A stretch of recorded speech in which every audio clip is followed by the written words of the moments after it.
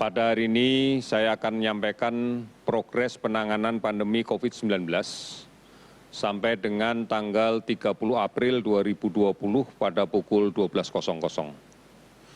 Seperti yang kita pahami bahwa gugus tugas percepatan penanganan COVID-19 ini ditugaskan untuk mengkoordinasikan kementerian, lembaga, seluruh potensi masyarakat, dan dunia usaha untuk berkolaborasi, terintegrasi dalam satu sistem dalam rangka untuk membendung penyebaran COVID-19 ini. Arahan-arahan yang diberikan oleh Presiden dan kemudian menjadi pegangan untuk seluruh gugus tugas, baik pada tingkat pusat maupun tingkat daerah, adalah sebagai berikut. Yang pertama, pengujian sampel secara masif dengan pelacakan yang agresif dan diikuti dengan isolasi yang ketat. Yang kedua, layanan konsultasi medis menggunakan teknologi untuk mengurangi kunjungan orang ke rumah sakit dengan cara menggunakan layanan telemedicine. Yang ketiga, meningkatkan komunikasi yang efektif, detail, baik, dan transparan kepada semua pihak. Yang keempat, penegakan hukum dengan bantuan aparat negara agar dapat menjamin masyarakat untuk bisa berdisiplin dengan kuat dalam rangka menghadapi pandemi COVID-19 ini. Kemudian pemerintah memastikan bahwa jaminan arus logistik dapat berjalan dengan lancar, mulai dari pusat sampai dengan daerah, mulai dari gudang-gudang logistik sampai ke daerah. Kemudian yang terakhir, kebijakan stimulus ekonomi harus dikawal untuk betul-betul tepat sasaran. Ini adalah bertujuan untuk memutuskan rantai penularan COVID-19. Saudara-saudara, secara mendasar kami mengingatkan kembali bahwa penyakit COVID-19 ini adalah penyakit yang disebabkan oleh virus yang kita sebut sebagai SARS coronavirus tipe 2. Virus ini menginfeksi dinding saluran pernafasan mulai dari rongga hidung, rongga mulut, tenggorokan, kemudian terus menuju ke paru-paru. Dan pada orang yang sakit, maka pada saat dia batuk, pada saat dia bersin, pada saat dia berbicara, maka sebagian dari dinding tersebut terlepas bersamaan dengan ludah, bersamaan dengan lendir yang kecil-kecil yang kita sebut sebagai droplet. Inilah yang menyebar kemana-mana. Tidak menutup kemungkinan menyebar mengenai benda-benda yang umum kita pakai. Misalnya handle pintu, misalnya pegangan tempat duduk di ruang publik, di ruang bersama, misalnya mengenai dinding, pintu, dan sebagainya, yang kemudian secara tidak disadari terpegang oleh orang lain. Oleh karena itu, mencuci tangan menjadi salah satu hal yang penting di dalam kaitan untuk membunuh virus yang tercemar pada semua bidang, semua bagian dari benda yang kemudian tercemar.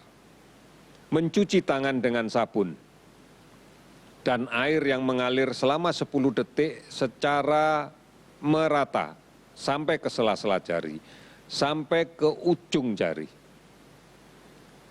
Karena senyawa sabun atau deterjen ini akan menghancurkan dinding virus, sehingga virus akan pecah dindingnya dan virus akan rusak. Oleh karena itu, saudara-saudara sekalian, mencuci tangan menjadi sangat penting. Dan ini harus sesering mungkin dilakukan manakala kita berada di ruang terbuka, yang kita tidak pernah tahu bahwa benda di sekitar kita telah tercemari atau belum. kebiasaan yang kemudian sering muncul dari cuci tangan yang tidak dilakukan adalah kemudian menyentuh muka, terutama hidung, mulut, dan mata. Ini sama dengan menghantarkan virus yang semula berada di benda yang tercemar oleh droplet orang yang sakit, kita pindahkan ke mulut, ke hidung, ke mata kita. Ini yang kemudian menyebabkan penularan terjadi secara terus-menerus dan kita masih sulit untuk menghentikan dan memutuskannya. Oleh karena itu, saudara-saudara sekalian, mencuci tangan menjadi salah satu kunci keberhasilan kita di dalam memutus rantai penularan penyakit COVID-19. Mencuci tangan dengan sabun, ini yang menjadi penting.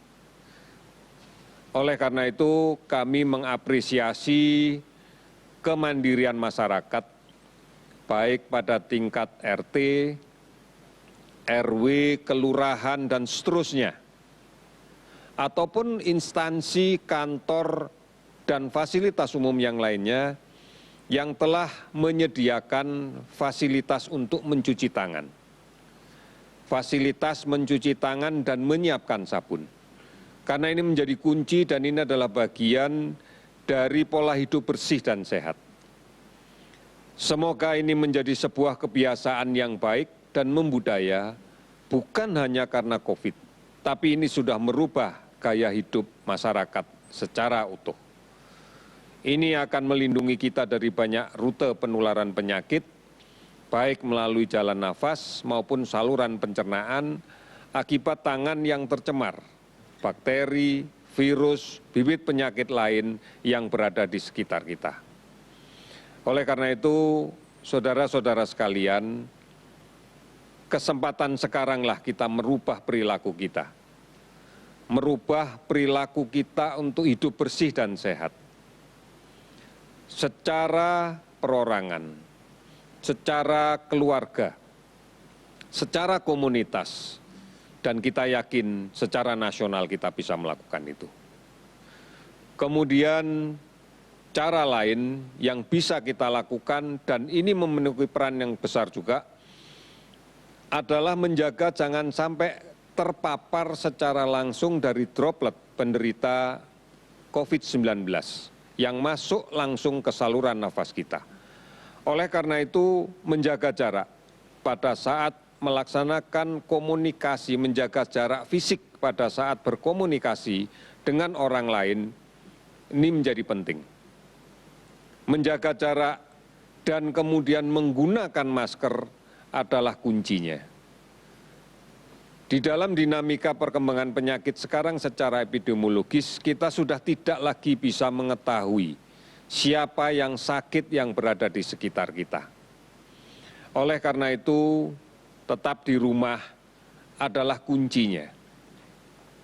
Batasi aktivitas sosial untuk hal-hal yang tidak perlu. Karena aktivitas sosial ini akan dapat dikonotasikan sebagai mobilisasi sosial, bergerak ke sana kemari. Dan ini akan mendekatkan risiko tertular dari kasus yang lain. Oleh karena itu, PSBB adalah upaya secara besar, upaya secara kelembagaan, secara terstruktur di masyarakat untuk membatasi aktivitas sosial yang merupakan cara bagi penularan virus ini. Sampai saat ini, beberapa daerah sudah menjalankan PSBB. Bahkan sudah ada yang mulai memperpanjang PSBB. Oleh karena itu, ini yang harus kita taati. PSBB adalah bentuk komitmen bersama masyarakat di suatu daerah untuk sama-sama menjaga jarak, sama-sama tetap di rumah. Karena inilah cara kita untuk menghilangkan rantai pemutusan ini. Oleh karena itu, saudara-saudara, mari kita patuhi himbauan pemerintah, peraturan yang diberikan oleh pemerintah daerah sudah cukup, sudah banyak, sudah jelas. Saatnya sekarang tidak membahas peraturannya. Saatnya sekarang untuk mentaati peraturan itu. Oleh karena itu tetap tinggal di rumah. Jangan bepergian, jangan mudik. Karena kita tidak ingin tertular dan kita pun juga tidak ingin menularkan kepada orang lain manakala diri kita adalah salah satu pembawa virus itu tanpa gejala sama sekali. Gunakan masker jika terpaksa keluar dan batasi waktunya jika memang terpaksa keluar. Hindari kerumunan orang banyak. Segera pulang setelah selesai kegiatan, lepas masker, cuci tangan dan gunakan masker yang baru. Saudara-saudara, ada gambaran yang akan menjadi sangat memprihatinkan manakala penyakit ini mengidap pada saudara-saudara kita yang berusia lanjut. Saudara-saudara kita yang berpenyakit kronis. Mereka akan menunjukkan gambaran sakit yang berat dan sering berakibat fatal. Oleh karena itu tidak semestinya lah kita menulari mereka. Oleh karena itu tetap perhatikan informasi yang benar tentang COVID-19.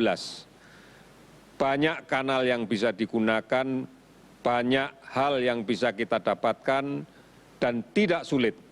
Karena TVRI dan RRI pun juga selalu menyebarluaskan informasi ini dan disebarkan luas oleh televisi dan radio swasta yang lainnya.